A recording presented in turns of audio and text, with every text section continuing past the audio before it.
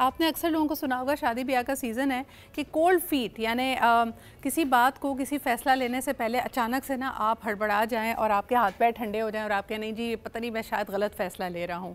लेकिन ये शादी ब्याह के मामलात या बड़े फ़ैसलों के हवाले से नहीं होता।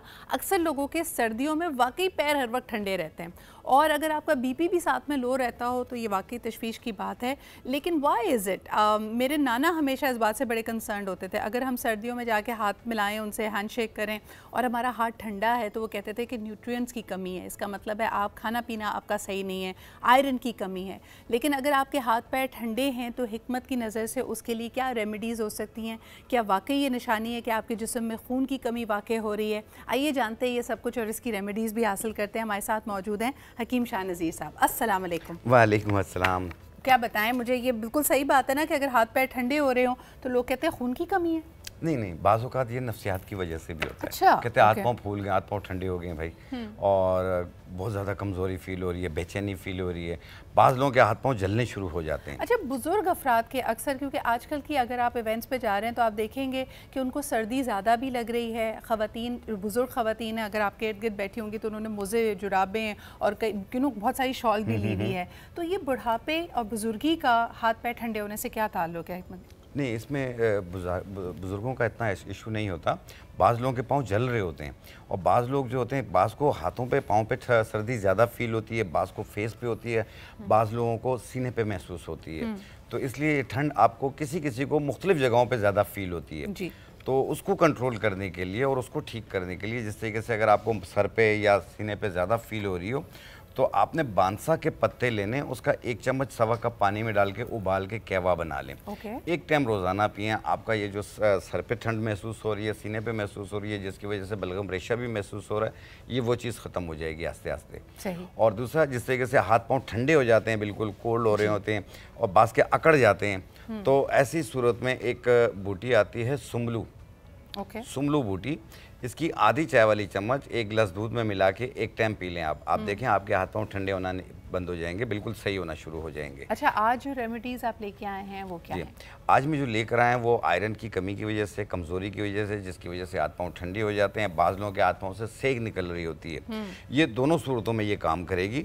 और दूसरी रेमेडी जो मैं बनाऊँगा वो होगी, डार्क सर्कल्स हो जाते हैं लोगों को, उसको क्योर करने के लिए आपने लेना है ऐसे 1 गिलास पानी जी,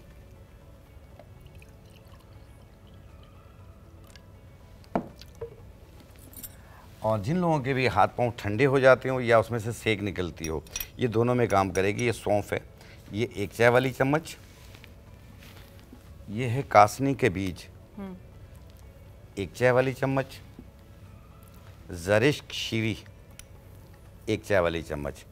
ऐसे आपने 1 गिलास पानी के अंदर डिप कर देना, रात भर पड़ा रहे, सुबह निहार पेट छान के इसे पी लें, 1 टाइम रोज़ाना। सही, 1 टाइम रोज़ाना। अगर ऐसा नहीं कर सकते हैं तो आप रात को भिगो दें, सुबह 10, 11, 12 बजे नाश्ते के 1-2 घंटे बाद पी लें आप। ये डायबिटिक पेशेंट भी ले सकता है, हेपेटाइटिस का पेशेंट भी ले सकता है, हाई बीपी का भी पेशेंट ले सकता है, क्योंकि इसमें कोई नमकीन चीज़ नहीं है, कोई मीठा नहीं है। और ये इसका जायका जो है वो चटपटा सा बनेगा, जैसे सौंफ का जायका अपना दे रहा होगा, ज़रिश्क अपना जायका दे रहा होगा। आप इसे यूज़ कीजिए, इंशाल्लाह आपकी ये जो हाथ पाँव बिल्कुल ठंडे हो जाते हैं, अकड़ जाते हैं, ये उनके लिए भी बेहतर है और उनके लिए भी बेहतर है जिनके हाथ पाँव से सेक निकलती है। और दूसरी चीज़, डार्क सर्कल्स हो रहे होते हैं, आयरन की कमी होती है, कमज़ोरी बहुत ज़्यादा फ़ील होती है, सुस्ती काहली फ़ील होती है और भूख भी कम लगती है, तो आपने ऐसे 1 गिलास पानी लेना है और इसमें यह है किशमिश, तकरीबन 10 दाने 1 गिलास पानी में डालेंगे। और ये है आलू बुखारा, ये 4 अदद डालेंगे आप। सही।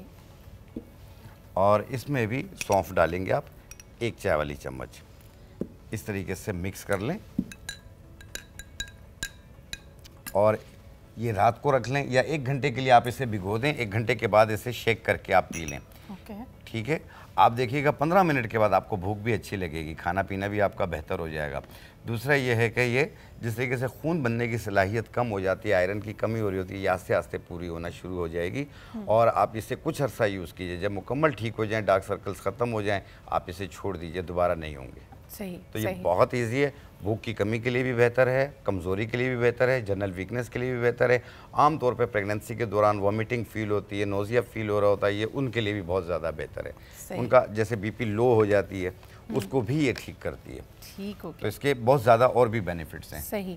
तो ये जी 2 आपने रेमेडीज़ ट्राई करनी है। अगर आपको हाथ पैर आपके ठंडे हो रहे हैं उसमें भी ये इस्तेमाल में आएगी। अगर आप हाथ पैरों में से गर्मी या सेक सी निकल रही है उसके लिए अच्छा है। डार्क सर्कल्स की हमने आपको रेमेडी बताई, इसका ज़रूर हमें फीडबैक दीजिएगा। What do you think of it? अभी लेते हैं। थैंक यू सो मच हकीम साहब for being here with us.